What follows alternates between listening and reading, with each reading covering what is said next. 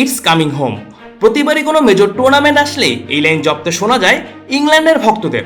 অথচ 1966 সালের একমাত্র বিশ্বকাপ জয় বাদে মাঝারি দীর্ঘ 60 বছরে না কোনো বিশ্বকাপ জয় কিংবা ইউরোর অমর ছোঁয়া কিছুই পায়নি ব্রিটিশরা। আর দোরগোড়া যখন আরও একটি বিশ্বকাপের আসর, ফের আরেকবার শুরু হয়েছে এই সুর।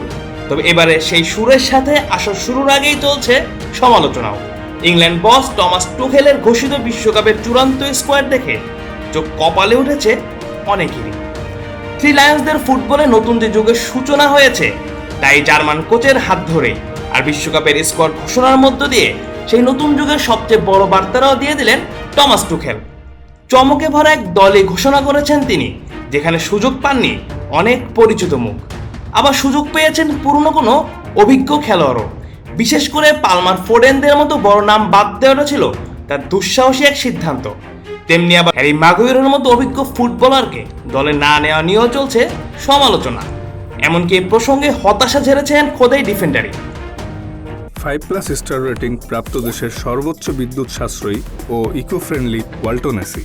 Walton air conditioner, smart comfort এখন নেক্সট লেভেলে। সর্বশেষ ইউরোতে ইংল্যান্ডকে ফাইনালে তোলার পেছনে যাদের অবদান ছিল তাদের অনেকেই যাচ্ছে না যুক্তরাষ্ট্রে। ফোডেন পালমাররা মূলত বাদ পড়েছে এবারের মৌসুমে ক্লাবে তাদের হতাশাজনক পারফরম্যান্স ছিল বিদায়। তেমনি মর্গান গিবস হোয়াইট কিংবা কালবার্ট লুইন্ডা পারফর্ম করেও পাননি সুযোগ। এদিকে সৌদি লিগে খেলা ইভান টনি আবার ঠিকই স্কোয়াডে জায়গা পেয়েছেন। অন্যদিকে মাগুইরের মতো অভিজ্ঞ ফুটবলারকে বাদ দিয়ে অন্য জায়গায় অভিজ্ঞতার উপর আস্থা রেখেছেন টুখেল। মিডফিল্ডে তরুণ ওয়ার্টনের বদলে দলে জায়গা পেয়েছেন সাবেক লিভারপুল অধিনায়ক জর্ডান হ্যান্ডারসন। এছাড়া চোট জর্জরিত এক মৌসুম কাটিয়েও রক্ষণে টুখেল ভরসা রেখেছেন জন স্টোনসের প্রতি। সব মিলিয়ে ইংল্যান্ড বসের ঘোষিত স্কোয়াড নিয়ে তৈরি হয়েছে ব্যাপক মিশ্র প্রতিক্রিয়া। যদিও টুখেল নিজেই স্বীকার করেছেন বাদ পড়া খেলোয়াড়দের ফোন করে সিদ্ধান্ত জানানো ছিল তার জন্য ভীষণ কঠিন।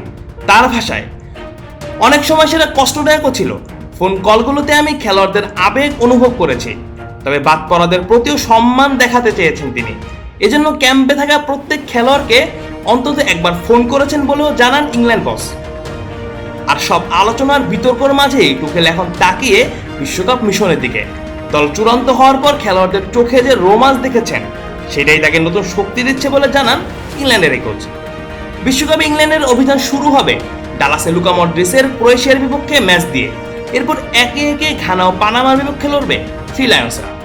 এক নজরে ইংল্যান্ডের বিশ্বকাপ স্কোয়াড। গোলকিপারের দায়িত্বে থাকছেন জর্ডান পিকফোর্ড, ডিন হ্যান্ডারসন এবং জেমস ট্রাফোর্ড। ডিফেন্ডার হিসেবে থাকছেন Reece James, Tino Livramento, Dan Burn, Marc Guehi, John Stones, Nico Reilly, Ezri Konsa, Jarell Quansah এবং জেড স্পেন্স। আর মিডফিল্ডারের দায়িত্বে থাকছেন Declan Rice, Eliot Anderson, Jude Bellingham, Jordan Henderson, Kobbie Mainoo, Morgan Rogers এবং অ্যাভারেচি এজে।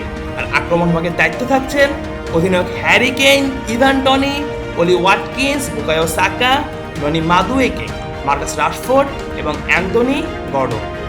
Mujahidul Islam Zahid, on field.